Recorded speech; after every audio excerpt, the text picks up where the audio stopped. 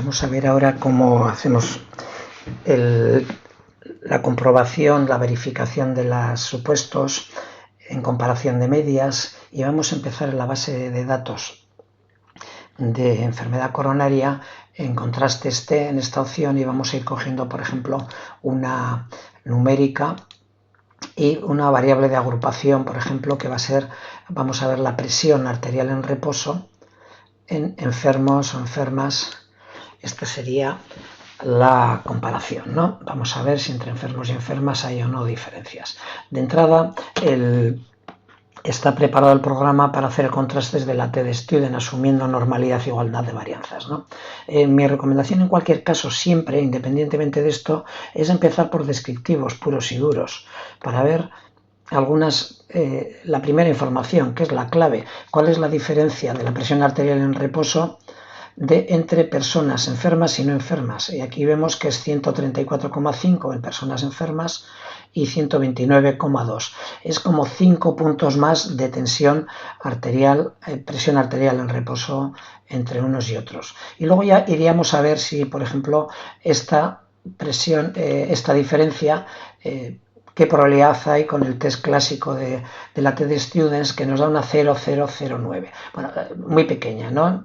Tenderíamos a decir de que es poco probable que esto aparezca por casualidad, y diríamos que hay diferencias entre los dos grupos de enfermos y no enfermos. En cualquier caso, tener en cuenta que una diferencia de unos 5 puntos de diferencia sobre el total no es una cosa muy alta. Queremos ver también qué nivel de incertidumbre tiene, y aplicando la de parámetro de posición, intervalo de confianza, nos va a dar que la diferencia de media sí es 5 puntos, pero que puede ir desde un punto hasta 9, ¿no? Del intervalo, la parte inferior del intervalo, un punto a 9. Un punto sería absolutamente irrelevante, y 9, pues clínicamente no sé si.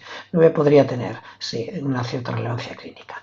Bien, ¿cómo verificamos los supuestos? Hay que irse a la parte inferior izquierda, aquí abajo, donde pone verificación de supuestos, normalidad e igualdad de varianzas, clicándolos, y veis que nos va a chequear la verificación de supuestos, ¿no? Y nos va a decir el contraste de normalidad. Bueno, nos da unos valores muy pequeños de las P's, y sale una nota. Los resultados significativos suponen una desviación respecto a la normalidad. En cambio, en el contraste de igualdad de varianzas vemos que la P es mayor de 0,05, con lo que en principio pues las varianzas asumimos que son iguales, ¿no? Pero no hay normalidad. Teóricamente, en esta situación habría que hacer el test de Mann-Whitney, porque no hay normalidad en los datos, pero os recomiendo que cliquéis todas, Student, Welch y Mann-Whitney, para ver si las conclusiones variarían. La conclusión con el test de Student, hemos dicho que era estadísticamente significativa, ¿no? Muy baja, 0,09. El Welch, en este caso, igualdad de varianzas, va a dar igual y da la misma puntuación. Y el Mann-Whitney, que es un test llamado no paramétrico, que utiliza otro tipo de cálculos, nos da un valor de 0,026, bastante más cercano al punto de corte, que si es el 0,05, pues diríamos que íbamos a creernos más la hipótesis alternativa de que hay diferencias entre los grupos, pero ya veis que se acerca al valor del 0,05, y si nuestro punto de corte fuera el 0,01, pues diríamos que no es estadísticamente significativo. Vamos a ver qué pasaría con el colesterol. Lo metemos aquí, con la frecuencia cardíaca máxima. Vemos, vamos ahora a quitar esto para que se vea mejor. Vemos el contraste de normalidad en todas ellas, menos en las personas enfermas, que la frecuencia cardíaca máxima parece que sí tiene una distribución normal, todos, y también el colesterol en los enfermos. En los otros grupos no hay normalidad, con lo que habría que irse al test de, como planteábamos antes, al Mann-Whitney, y ver aquí en cada una de ellas. Por ejemplo, en el colesterol hay una diferencia de juicio. Al final llegaríamos a la conclusión, si hubiera sido Student o Welch, que las diferencias son mayores, la P, la probabilidad de encontrar eso por azar es mayor del 0,05, con lo que diríamos que no es estadísticamente significativo y que no descartaríamos la hipótesis de que las medias de colesterol pues sean similares en los dos grupos. Mientras que si usáramos el Mann-Whitney, consecuentemente con la idea de que no hay normalidad, sí nos daría por debajo del 0,05.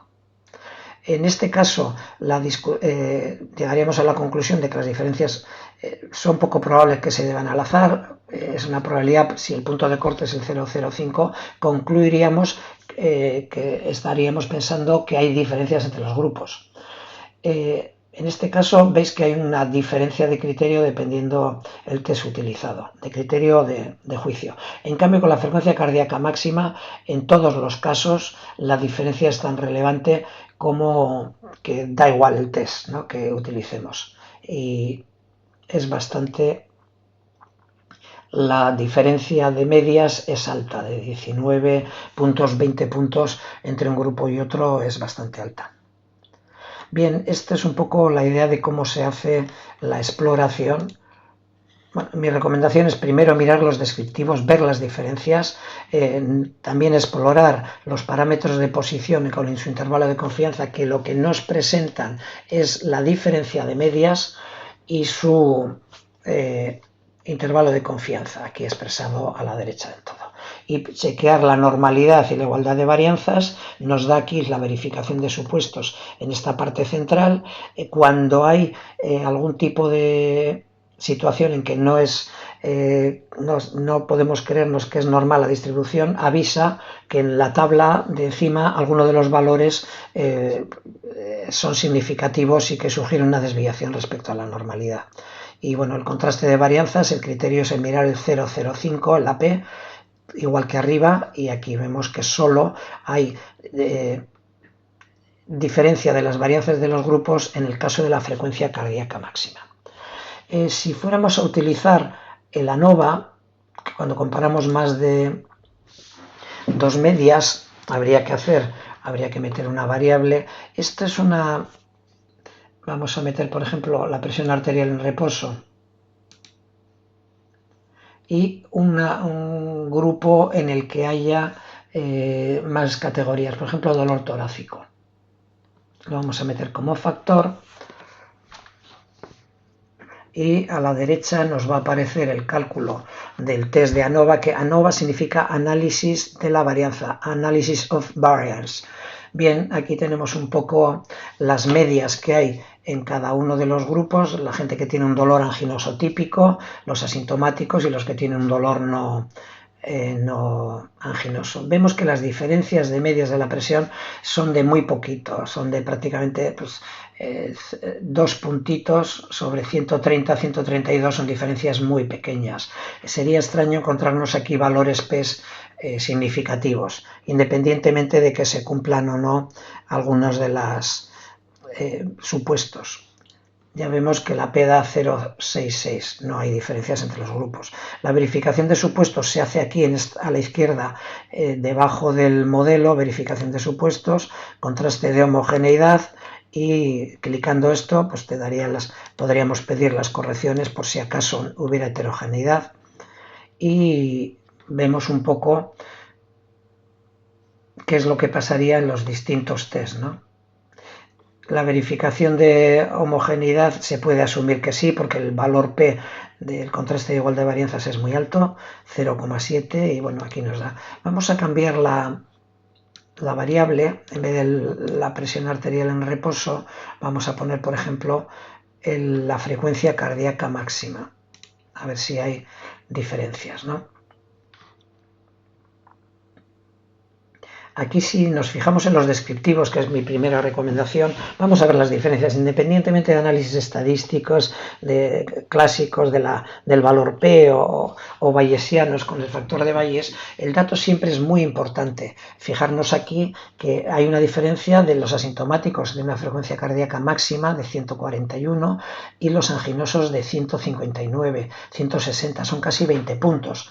Esta diferencia entre este y este es altamente probable probable que sea significativa, y entre este y este probablemente también. En cambio, entre el no anginoso y el anginoso, pues probablemente no sean diferencias significativas estadísticamente. Numéricamente y clínicamente, probablemente entre el anginoso típico y el no anginoso no haya diferencias relevantes. Tener 4 o 5 puntos sobre 160, pues no hay gran diferencia. En cambio, de 140 a 160, 20 puntos en la presión, en la frecuencia cardíaca máxima sí puede ser significativo, ¿no? Y bueno, vemos un poco aquí los cálculos que hacen arriba, como si nos da que es estadísticamente significativo en cualquiera de las tres hipótesis de que haya igualdad de varianzas o que utilicemos algún tipo de corrección en los análisis. En todos ellos el valor P es muy bajo. Esto elevado a la menos 10 es 0,000. Y bueno, es así de sencillo el cómo chequear los contrastes aquí también cuando utilizamos ANOVA, análisis de la varianza, para comparar tres grupos o más.